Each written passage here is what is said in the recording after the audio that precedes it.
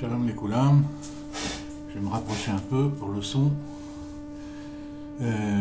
Voilà, cette vidéo en fait c'est la suite de la précédente, celle sur la préparation de Rosh Hashanah. Et on va la compléter succinctement en évoquant un point fondamental qui n'a pas été abordé précédemment. Le point est le suivant. Précédemment, nous avons mis l'accent sur la kavana de Rosh Hashanah, la façon d'aborder Rosh Hashanah, sur le chesed et le rachamim, plutôt que le din. C'est-à-dire que je vous renvoie à la vidéo précédente. Au moment de la nouvelle année, c'est-à-dire de l'émission de la pensée de Dieu qui va couvrir une année entière, d'une marshava, d'une pensée qui va couvrir donc une année entière, eh bien, l'accent est mis sur le chesed et les rachamim, c'est donc sur la bonté et sur la miséricorde que Dieu éprouve envers nous en nous faisant une telle bonté de nous délivrer sa pensée et une telle miséricorde de nous l'octroyer, de nous la mettre à disposition par le fait que cette nouvelle pensée nous permet d'accéder à quelque chose d'entièrement nouveau par rapport à l'année précédente, bien que dans le déroulement des opérations, comme on l'a peut-être brièvement évoqué à la fin de la vidéo précédente, il y a une apparente continuité entre l'année qui précède et l'année qui vient. Alors, pourquoi est-ce que, pour en revenir au point essentiel, pourquoi est-ce qu'il est si important de concevoir la nouvelle année sous l'auspice du chesed et des rachamim et même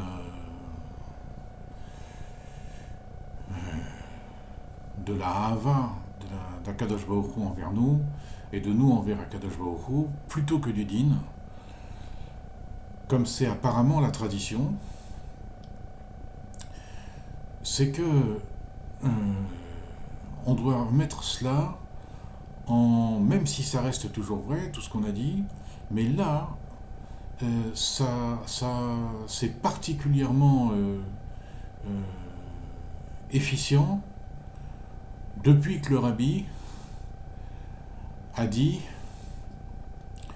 Nistaima avodat habirurim, que la avoda des birurim est terminée.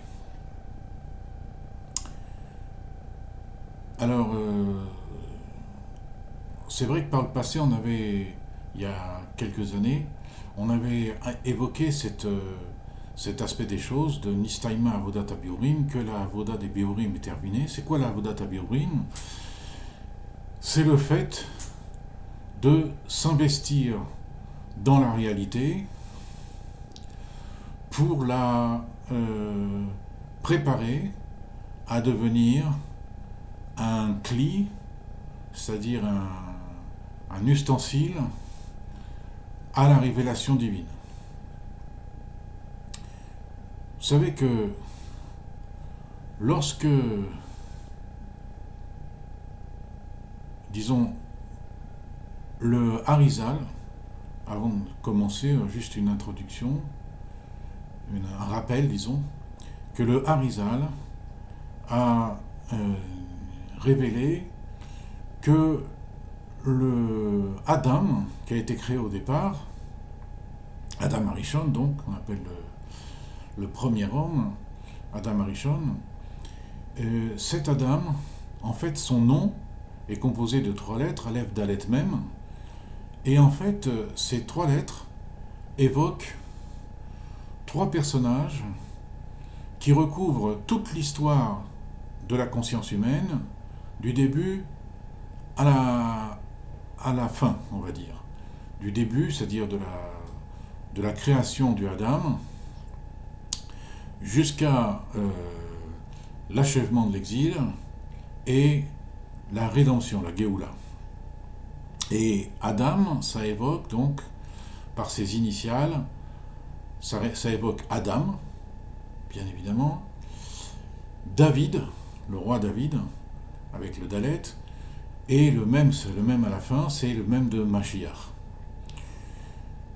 Alors, pourquoi faut-il revenir sur cela? Parce que lorsque Adam Arishon était au Gan Eden, il devait faire une avoda. Il devait donc le monde. Vous savez que lorsque le Adam a été créé, en même temps que le Adam a été créé, le monde subissait un tikkun. Ce tikkun, c'est-à-dire cette réparation, on va dire, de l'univers précédent, enfin de l'état précédent, qui était l'état de Tohu, donc a avancé. Il a avancé, c'est-à-dire qu'il y a une action, on va dire milémala, c'est-à-dire de la part de Dieu, qui a contribué à la création du Adam, et par cette création, elle a aussi lui donné les capacités de pouvoir donc s'investir dans la réparation du monde, dans la préparation du monde.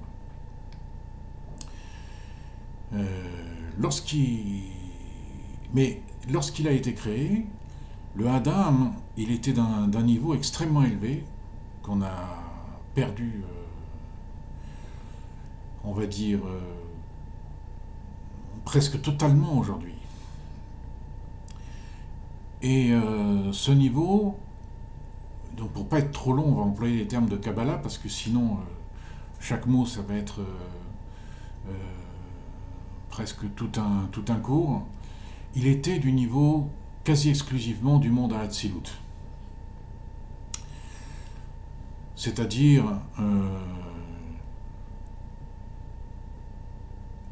de l'unique monde où il y a quasiment pas de conscience de soi. Par contre, les mondes inférieurs, Bria, Yetzirah et Asiya, eux, n'ont pas subi ce tikkun. C'était justement le travail d'Adam Arishon au Gan Eden, de pouvoir donc assurer la préparation et donc l'expansion du dévoilement divin aussi dans ces mondes inférieurs qui sont concomitants avec l'apparition de la conscience de soi. C'est-à-dire non pas de la conscience divine, comme c'est dans Hatzilut, même s'il y a Adam, mais de la conscience de soi, la conscience qu'on connaît, dont on a l'habitude de vivre avec tout le temps. Et le Adam devait donc, par son travail, les Ovda ou les Shomra, c'est-à-dire par son, comme c'est marqué dans la Torah, c'est-à-dire que il avait été mis au Gan Eden de telle sorte qu'il puisse agir sur le monde. Mais il devait agir sur le monde, et cette action sur le monde, c'était une action qui allait de soi, c'est-à-dire qui était une action automatique sur le monde. C'est-à-dire Adam Arishon apparemment s'occupait d'autre chose, il s'occupait donc de développer encore sa conscience divine, et par un fait, par un processus automatique, eh bien, les mondes finalement se préparait et se réparait, on va dire, tout seul, sans que le Adam, pour cette réparation, n'ait besoin de s'investir en eux-mêmes, comme c'est le cas depuis la faute. D'ailleurs, depuis après la faute. Depuis la faute et depuis après la faute. Alors, donc, avec la faute, est arrivée grâce à une réflexion, comme c'est relaté, grâce à l'intervention du Nachash, du serpent. Toujours se rappeler que le Nachash, le serpent, ça doit être compris aussi comme un aspect psychologique de la personnalité humaine, cet aspect psychologique qui tend à vouloir deviner les choses. Étymologiquement, c'est le même mot. Les nachesh en hébreu, ça veut dire deviner. Et en fait, le problème de ce côté aventuriste de la conscience, qui est de deviner les choses, eh bien, c'est ça qui a entraîné la déchéance du Adam. Quel était le problème ? Le problème était le suivant. Le Nachash faisait partie donc de toutes les créatures. Il y avait un monde dont le bien était séparé du mal. C'est pas qu'il n'y avait pas de mal, le mal était carrément beaucoup plus bas, bien séparé on ne va pas rentrer dans les détails, comment c'est évoqué dans la Kabbalah, mais c'était vraiment séparé l'un de l'autre. Simplement, le monde n'était pas à son état maxima, loin de là. Et il nécessitait effectivement une réparation. Et le Nachash l'avait bien compris, ça. Que ça nécessitait une réparation. Et par contre, il était très inquiet. Il savait que l'état dans lequel se trouvait le monde était un état, pour lui, irrémédiable. Il n'y avait qu'une seule opportunité, c'est que le Adam, qui était dans son monde d'Atsilut, dans son Gan Eden, se détourne de sa position élevée pour s'intéresser à ce qui se passe dans le monde, c'est-à-dire de s'y investir. Il avait seul, le Nachash avait bien compris qu'il avait seul, le Adam, cette possibilité de pouvoir s'investir dans le monde et de le changer, de le préparer plutôt à s'élever pour recevoir donc sa véritable dimension. Et ce que le Nachash ne concevait pas, c'était que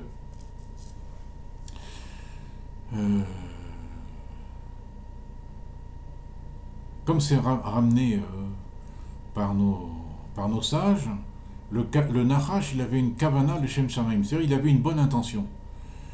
Son intention, comme on vient de le rappeler, c'était en fait de se soucier du monde, et se soucier de réparer le monde, de préparer le monde à son élévation, ce qui était en fait le souhait de Dieu. Le problème, c'est que même s'il avait compris ça, en fait, il ne l'a pas véritablement assimilé. C'est-à-dire, il a compris que le monde nécessitait une réparation, une amélioration, mais il n'a pas compris ou plutôt ce qu'il a compris de la façon dont on doit procéder pour cette amélioration, eh bien, en fait, il existait une autre option, celle que Dieu prévoyait pour le Adam, c'est-à-dire pour la partie la plus profonde de la création, et ça, il ne l'a pas intégré. Et en fait, il s'imaginait que le Adam, il captait le Adam, vous voyez,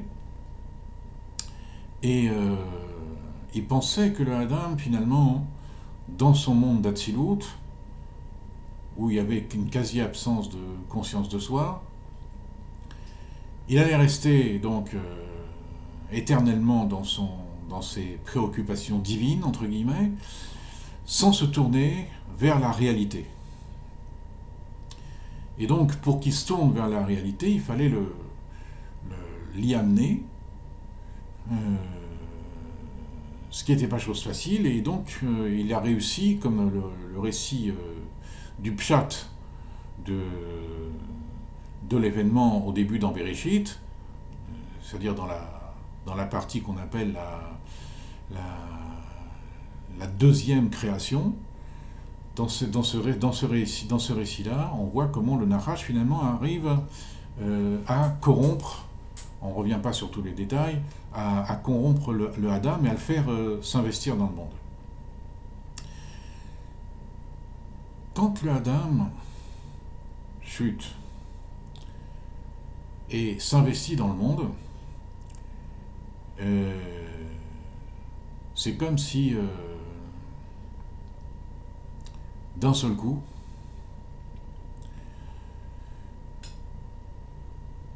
il perdait quasiment toutes ses capacités originelles, parce que c'est une descente. Donc c'est une descente, cette descente est une... Quand on descend dans un endroit qui est, par rapport à soi, d'un tout autre niveau, alors à ce moment-là, on est obligé de, pour ne pas détruire l'endroit, et même à cause de l'endroit lui-même, on est obligé de subir un tzimtzum, de subir une réduction de sa personnalité.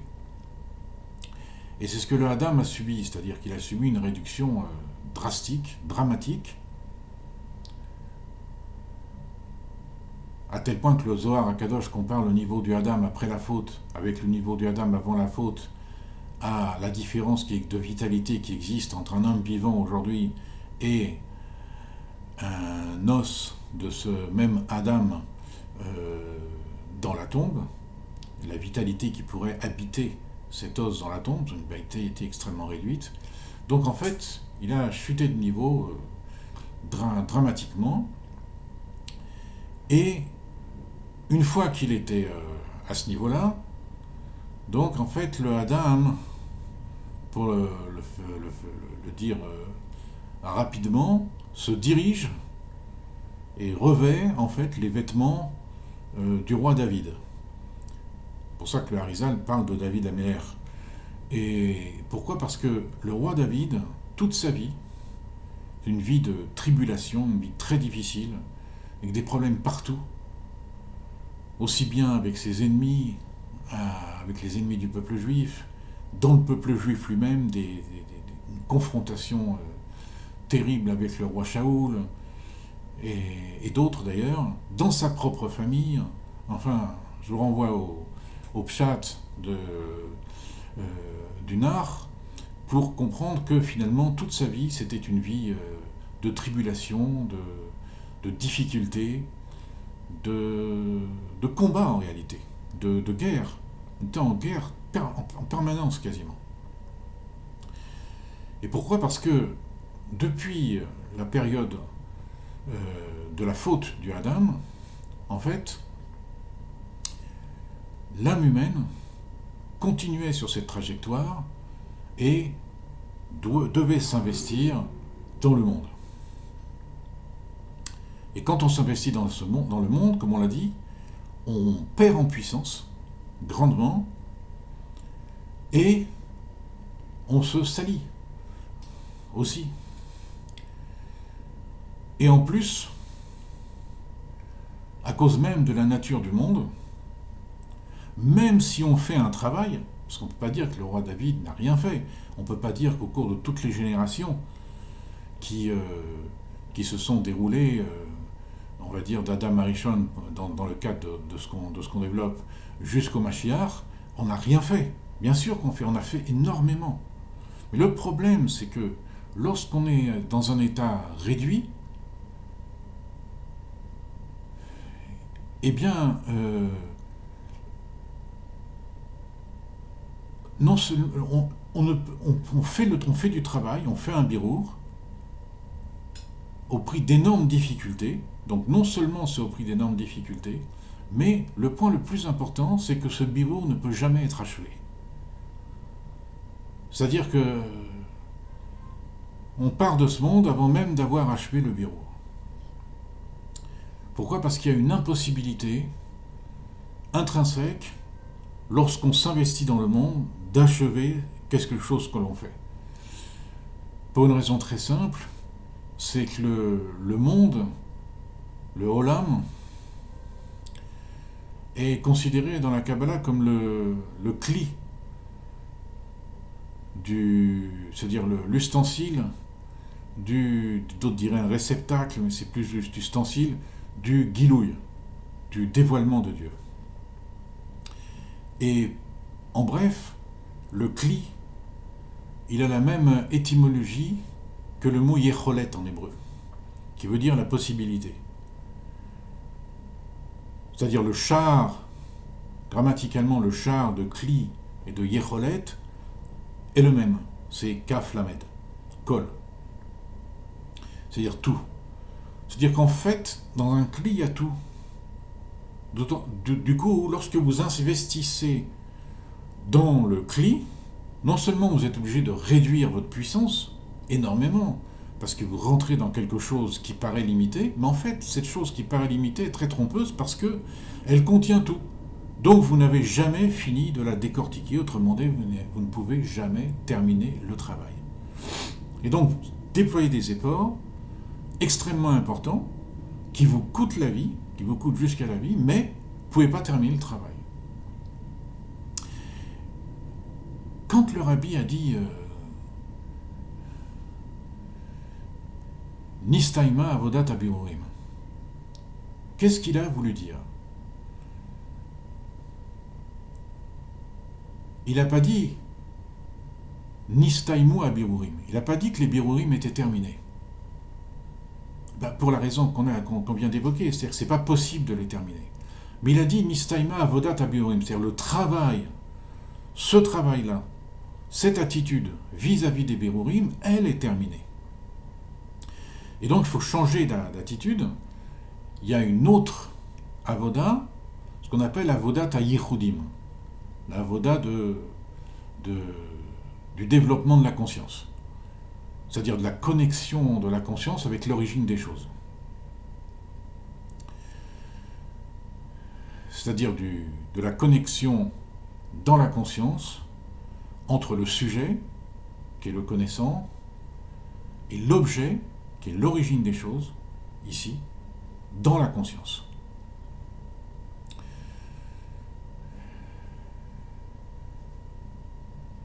C'est-à-dire que, évidemment, la vidéo n'est pas développée cela, mais c'est juste le point auquel on voudrait arriver. On va vers le point vers lequel on voudrait arriver.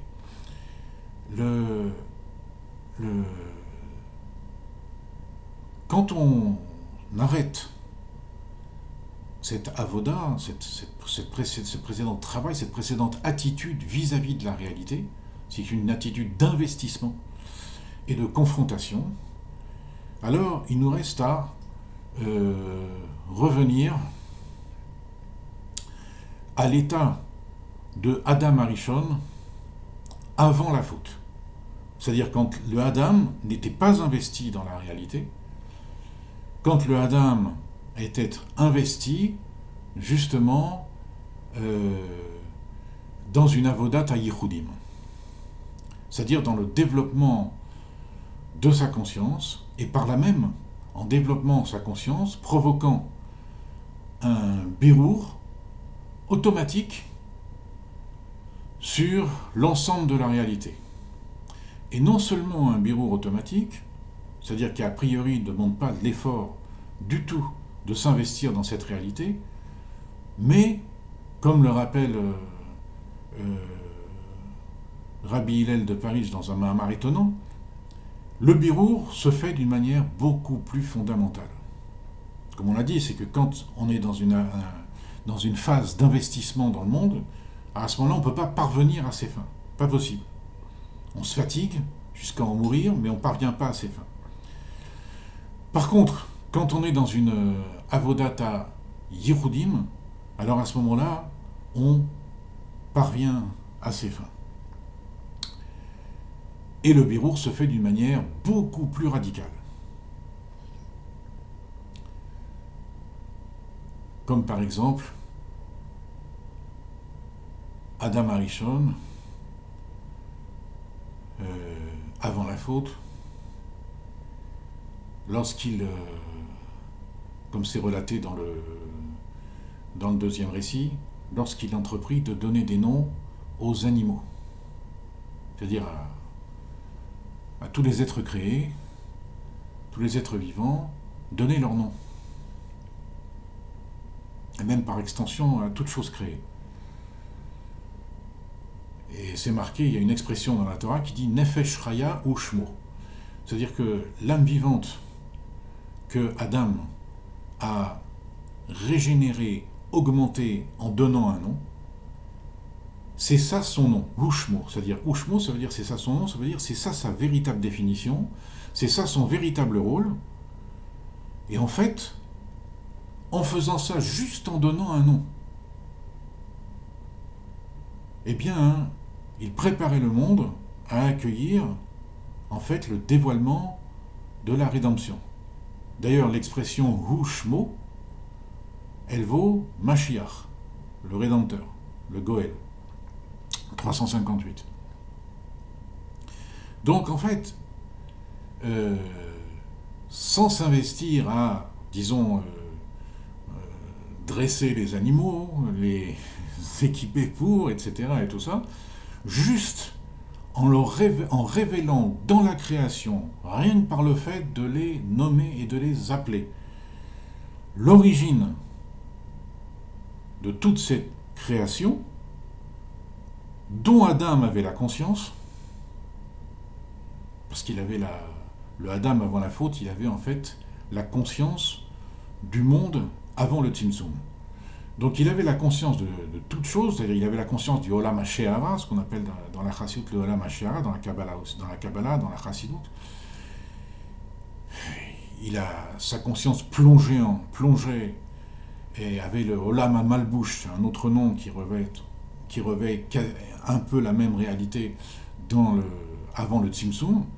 Il avait cette conscience des choses et il était capable de faire le lien entre ce qu'il voyait de la création et ce monde d'en haut qui est la réalité première, qui est la réalité qui est la réalité unique et complète, et finalement d'améliorer drastiquement, radicalement, donc les niveaux des créatures en bas, de telle façon qu'ils puissent réellement jouer leur rôle.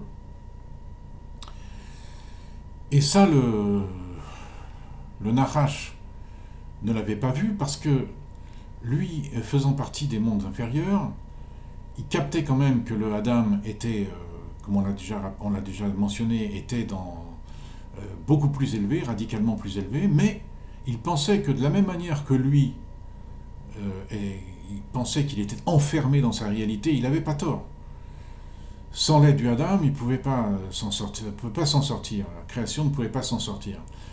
Et il pensait que le Adam, il vivait la même chose, mais à l'envers. C'est-à-dire que le fait même qu'il soit dans une réalité aussi élevée, finalement le déconnectait complètement de la réalité que lui, le Nachash, vivait, ainsi que toute la création, et que finalement, si on ne faisait rien, c'est-à-dire si on ne tentait pas le Adam, si on ne le faisait pas tomber, eh bien la création allait perdurer éternellement dans un état dommageable. Et donc, l'esprit de Nistaima Avodat Habirurim, c'est quoi?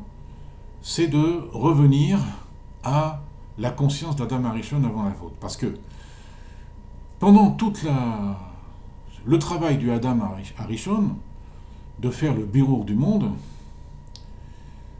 que ce soit avant ou après la faute, ainsi que toute la période intermédiaire entre Adam Arishon et Mashiach, où le birour du monde est effectué par des âmes comparables à celles de David Ameller, qui de ce point de vue-là représente l'archétype pour ceux qui connaissent, représente l'archétype du Benoni, c'est-à-dire de la personne qui est toujours en lutte dans sa vie.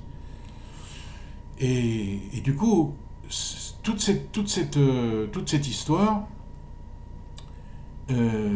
finalement, débouche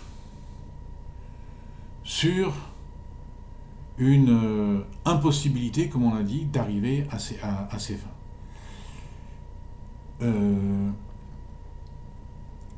Et donc, quand on dit Nistaima Avodat Habirurim, ça veut dire que cette attitude-là doit être stoppée. On doit changer d'attitude. Volontairement, on doit faire un saut quantique, un saut qualitatif, qui nous permet de changer d'attitude. Pourquoi? Parce que le Adam Arishon, c'est ça l'idée, je l'ai perdu, parce que le Adam Arishon, ainsi que pendant toute l'histoire du monde, c'est-à-dire l'histoire de Adam, David et même Mashiach, c'est de faire le birour du monde. C'est quoi le birour du monde? C'est de préparer le monde, comme on l'a déjà dit, de l'améliorer de telle sorte qu'il soit un ustensile capable d'absorber le dévoilement de Dieu, le dévoilement de Dieu lui-même. Comme c'est le dévoilement de Dieu lui-même, c'est le dévoilement de Dieu de soi à soi, sans tenir compte des capacités des créatures. Donc c'est quelque chose d'extraordinaire, quelque chose d'incroyable, qu'on n'a jamais vu. Et donc il doit faire ça. Et ça, pour ça, je m'exprime ici pour être court en termes de Kabbalah, c'est-à-dire il doit faire le birur hanitzutzot, c'est-à-dire il doit raffiner les étincelles de divinité qui sont apparues au moment du monde de Tohu. C'est-à-dire au moment du monde de Tohu, il y a une séparation de la conscience avec la réalité, mais la réalité, elle a embarqué avec elle de fines particules, de fines parcelles de conscience qu'on appelle les nitzutzot, qu'on appelle les étincelles divines, et c'est sur ça qu'il faut travailler.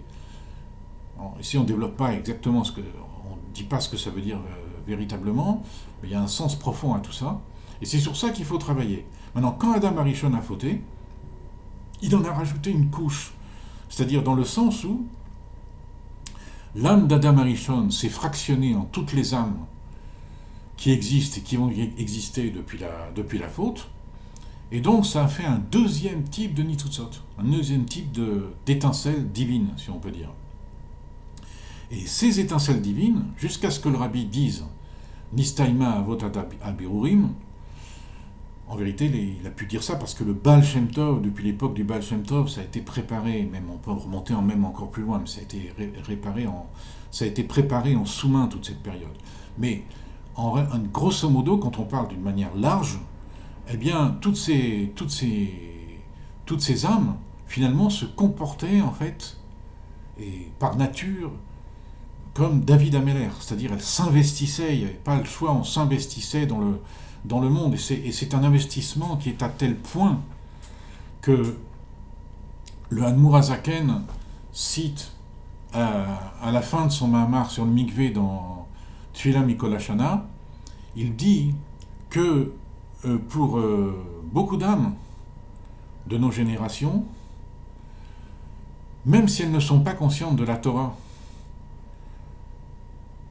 même si elles ne vivent pas une vie de Torah et de mitzvot, les tribulations qui sont les leurs dans le monde, parce que c'est pas parce qu'on n'est pas dans la Torah qu'on n'a pas de vie, les tribulations qui sont les leurs dans le monde sont bien meilleures, bien plus profitables pour leur âme que s'ils avaient prié correctement. Et il dit, tout ceci est lié à Avodat Habirurim. C'est-à-dire, tout ceci est lié à l'aspect essentiel de cette vie d'avant, qui était Avodat Habirurim.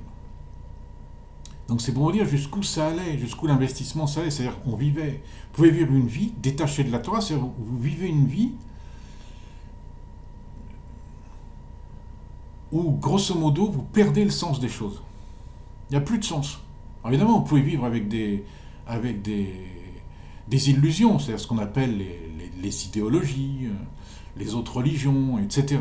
Mais en fait, grosso modo, il y en a même qui ont renoncé à ça, qui reconnaissent que la vie n'a pas de sens.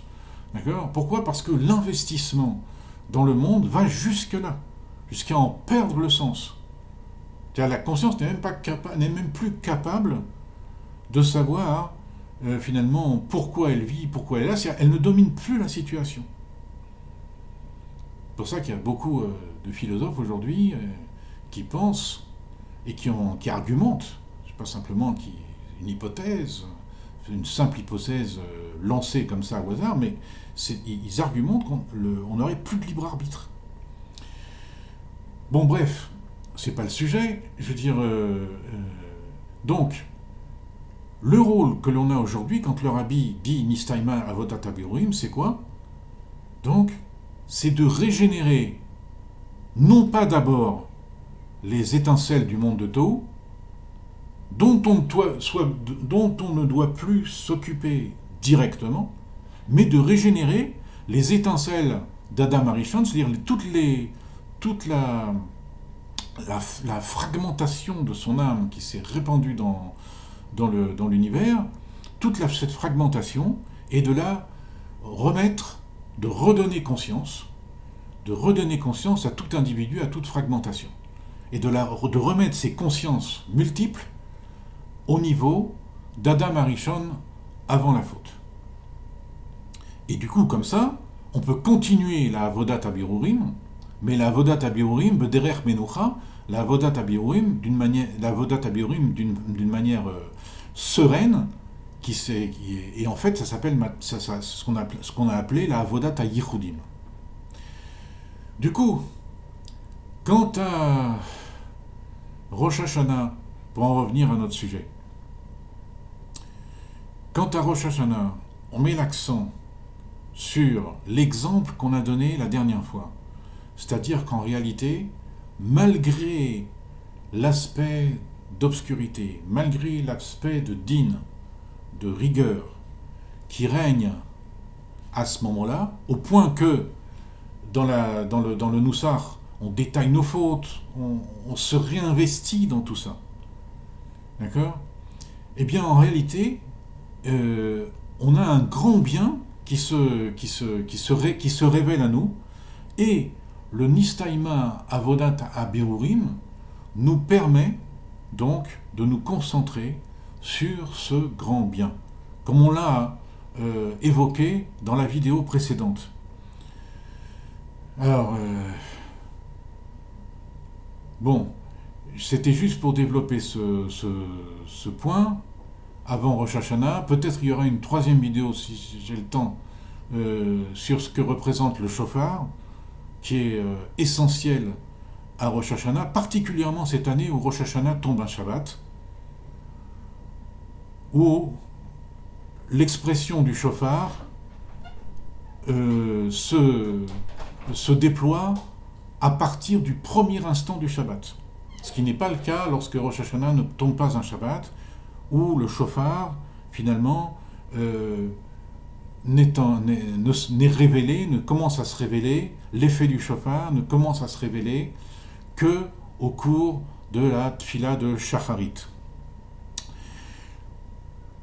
Alors, donc sur ce, si on se revoit pas, je vous souhaite à tous Shana Tova Umetuka, Tikatevu V'techatemu, Shana Tova Umetuka, Meod, Meod, Meod.